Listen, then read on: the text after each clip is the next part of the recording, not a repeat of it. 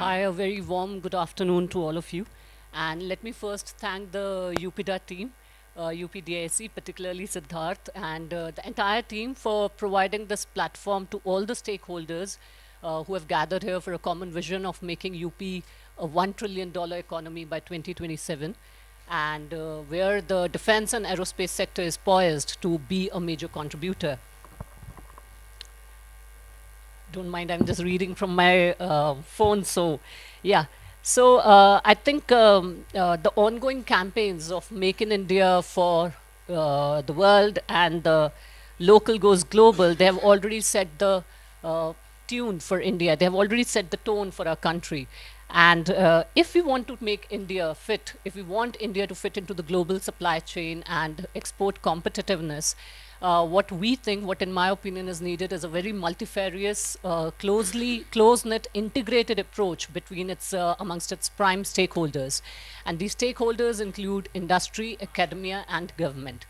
It is important. So where, and this kind of ecosystem where the government is creating a conducive ecosystem for the innovations, for research and development through its policies, through its various schemes, through building world-class infrastructure, and the industry takes this ecosystem forward in partnership with academia.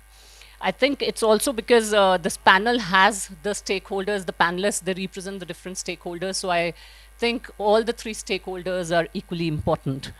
Now, if we have to talk about particularly the D&A sector, we are already aware of what the government has been doing in the past few years. It has rolled out the most important being setting up the two defense corridors in the states of UP and Tamil Nadu. It has also, through its IDEX program, opening up the ecosystem for the startups and the private sectors and the private players. It has also, through its DTI scheme, one scheme I think Mr. A.K. Pandey just mentioned about this new initiative. And there is also the initiative which Baduria sir just mentioned about DTIS, which is the Defense Testing Infrastructure Scheme, which is again an initiative of the Ministry of Defense to set up world-class testing infrastructures under different verticals to make it easy for the private players. I think so. In terms of what the government is doing in terms of policies, parallelly, what the government has been doing is providing support in setting up the incubators. And we all know, I don't have to speak about where the startup innovation ecosystem stands today in our country. We have very well established incubators. Even IIT Kanpur has a very strong incubator established over a span of 20 years. But at the same time, what the government of India is pushing is the new ecosystem, which, to my opinion, in the coming years will be a thriving innovation ecosystem, and these are academic research parks. Now, this concept of academic research parks, if we say abroad, it's an extremely established concept. Like what you talk about Silicon Valley. Silicon Valley is nothing but the first research park that was established in the world by Stanford University. And today we all know where the Silicon Valley is, the way it is being looked up. And across we have about 500 plus academic research parks, which are the platform where the industry, the government, and the academia is coming together.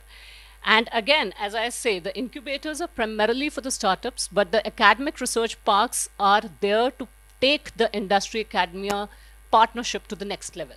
What they're doing, even IIT Kanpur, again, I'm being a representative of IIT Kanpur Research Ecosystem, Research and Technology Park Foundation, I'll particularly talk about some of the examples and some of my experiences from our research park. So this research park, what we are doing, all the academic research parks, at the moment there are 9 associated with IITs and 1 with ISC.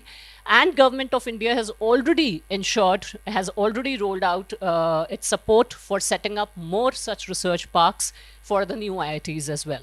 So what we are doing is we are inviting the industry to set up its R&D offices within or near our academic premises. So like for instance, IIT Kanpur Research Park is located, the phase 1, within IIT Kanpur ecosystem. And we are in the next year, we are like a 2.5 lakh square feet of facility with which has provisions for the industry to set up their R&D offices, which is again the wet labs, the dry labs. So that is how we have visioned it.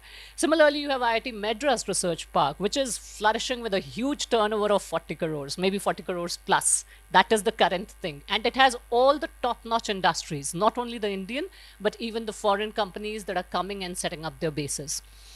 Now, why would any industry, The main thing is what is in it for the industry and the academia to work together. As Badoria sir said, technology. We have to have more control over technology. So if we have to progress as an economy, then I think we have to be the technology. We have to be the holders, the owners of the technology. We can't be the importers of technology. And this is where, when we talk about innovations and research and development, this is where the academia comes in. Now, I'll give you a few examples of case studies which have emerged from our research park. For instance, there's this company called VTOL Aviation. They approached us. Again, we are also fairly new. We started our operations only in 2019. And this also in the 3 years includes the COVID period of 2 years. But VTOL Aviation, so I'm taking examples only particularly for DNA sector. VTOL Aviation is a company, a startup in terms of technology, not in terms of funding, because it's funded by a very established company, shipping company, because it's a subsidiary of that. So this company, it was the vision of that one person that he wanted to develop something, for India, make in India for the world that you talk about. And drone technologies, we all know where it is. So this vertical takeoff landing, the vision was to develop these vertical takeoff landing taxis with a payload of 4 to 400 kgs. Now they approached our department, and IIT Kanpur at this point is leading when it comes to drones and UAVs. It is one of the best in the country. So they approached with the proof of concept, they approached our department, and their entire work from TRL level 1, that is the technology readiness level that we talk about, from TRL level 1 to prototyping to commercialization has been done in collaboration with IIT Kanpur. And again, it's not just aerospace, because any field that you talk about, it's all multidisciplinary. So we have like 19 academic departments at the moment. We have interdisciplinary programs with us. So their interesting part is that VTOL Aviation today, in 3 years, they developed their prototypes and they got the licenses as well. They have moved their manufacturing capacity, capability, their manufacturing office to Mumbai. It's a very small one. I mean, in terms of if the big players who are here, MKU and PTS, so they have moved it. But what I'm trying to say is that this is what happens when industry and academia join hands. This is where the gaps we keep talking about, industry keeps talking about that academia has its own culture, is in its own silos. I don't think so. It's true. And it's breaking. The boundaries are blurring now. So VTOL Aviation is just one example where it has reached to its commercialization stage. Today, I have with me even Hermac Technologies. I think its director. It's a very new company. Now, this company is trying to develop composite materials. Again, it's a very novel composite materials. And they have been in discussions for almost a month with one of the professors in IIT Kanpur. They joined us when they have already got a sanction from DRDO Center of Excellence for their project. So now they can see it. They see it that all the work that they are visioning towards, that they have envisioned towards, can be developed only with the technical expertise from IIT Kanpur. So that is where research parks, as I said, because incubators are only for startups. So research parks cater to startups as well as to MSMEs as well as to big industries. There is no cap. Yes, there are a few areas that we really focus on, like D&A sector, which is the focus of the government, both the central and the state government, as well as it's one of the core competent areas for IIT Kanpur. Now, apart from taking another example, apart from just working with our faculty, what the advantage this company got is that they took our students as interns. Now, this also addresses one of the major gaps, skilled resources that we are looking at, and it will be needed in future. India needs that. I mean, across globe also, it's a problem.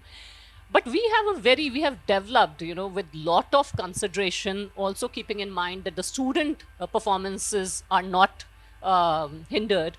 We have devised a program where we encourage our member companies to work on their problems with our students. And it's a two-way benefit, both for the industry as well as for the students. For students, of course, there is nothing like, getting a hands-on experience in a real industry environment. And for industry, it is an opportunity to train the future workforce. And even there have been cases where they may like to hire those students on their payrolls. VTOL Aviation did that. At any point of time, if you could go to their office, they would have around 20, 25 group of students. There were only 3 employees of VTOL that were stationed in our premises, and the rest was the team was all these PhD, BTech, MTech students. And just a small number, but 4 of them were later on retained and are still on the payrolls of VTOL. So that is a big advantage. And I see, again, as I say, for us also, it's a very nascent stage, but this has a big scope, and we would in future like to, take this industry student engagement program also to the next level. So these are some of the pointers where I see that industry and academia needs that kind of collaboration. The third, IIT Kanpur has a massive research infrastructure. There are some of the central research facilities which have been, again, this all infrastructure has been built over a period of 60 years. So it has a massive research infrastructure, which includes some central research facilities, which are open to the industry. And there is some very high-end lab infrastructure, which is made open only on a case-to-case basis. So again, our companies, our industries can actually, any industry which is coming to, so the idea is that can it also be the other way, and to avoid the duplicacy of setting up the infrastructure, the duplicacy. So when IIT Kanpur is opening up, of course, through its incubator and research parks, it's opening up its facilities for the industry, for the member companies. What we are trying to push for is that can those member companies also open up their research facilities for our researchers and for our students? Why not? It will certainly give a big boost to the research and development and innovation ecosystem. So it has to be that way, two-way. So if we are looking for a broader picture of creating an expansive ecosystem, if we have this vision, big vision for the country to reach a certain $5 trillion economy, become export competitive, it will happen only when every single stakeholder is well integrated. Even now, if my experience says, a lot is happening. Even in IIT Kanpur, a lot is happening. But these gaps, and there are gaps that need to be plugged. Like recently, a government launched Manthan platform. I don't know, it was launched by the PMO's office. How many of us are aware of it? But Manthan is a platform which is solely with the mandate of fostering this industry academia partnerships. Their mandate is quite similar to what the research parks are doing. So now, as a research park, what we are trying to do is just work with Manthan to reach out to a much larger scale. I mean, to work at a much larger scale, to reach out to more industries, to bring all the other research parks as well together. So these are some of the things that I wanted to point out that, and recently just I will name those companies like TISA Aerospace, which is a Hyderabad-based company, but it has just set up its R&D office in our research park. It's again, the idea is they want to develop some UAV technology. And they think that what IIT Kanpur is offering is, they would like to do it in collaboration with IIT Kanpur. And 2 of the facilities, I will take this opportunity to mention, IIT Kanpur is the only one which has its own airstrip. There is no IIT, there is no academic institute in the country which has its own airstrip. So we have an airstrip, we have a national wind tunnel facility, which acts as a major attraction for the companies and in the defense ecosystem. So I'll not take much time. So these are some of the examples that I just gave. But what I would also like to urge, because our past interactions since 2019, we have interacted with numerous companies, and particularly MSMEs, because MSMEs, they form a major base of our industry. And Kanpur particularly, I'll say, is home to, it's all MSMEs.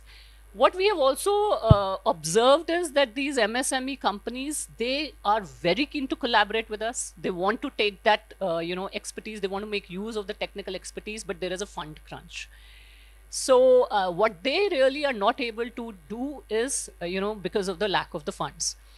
And I would also say it's the awareness, because R&D, I would say that even if it is a small, again, MSMEs, the level goes up to 200 crores, the turnover that you are labeled as MSMEs. But what I would say is that awareness is also needed, that if even if what you are investing in R&D today is going to reap benefits 10 years down the line.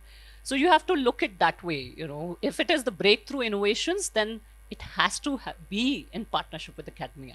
And today, these platforms are there of incubators, of research parks, through which we can actually work together and take it forward. What the only thing what I would urge is that I would also urge the big industry players, because most of the funding that is coming in R&D today is from the government.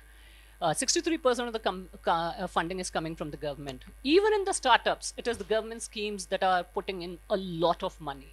Now, where the big industry comes into picture is that if they can make investments in academic research and lab, the way some of the companies, I don't have to name it, the way the industry is investing and setting up these big centers of excellence in the universities abroad, I think it is time that there's a trust to be developed between Indian academia and industry, and the startup technologies, also the technologies that the startups are developing, they are to reach to the commercialization stage, where again, startups, they need support from the big industry players. So, on that note, I'll thank you, and thanks again for providing this wonderful opportunity.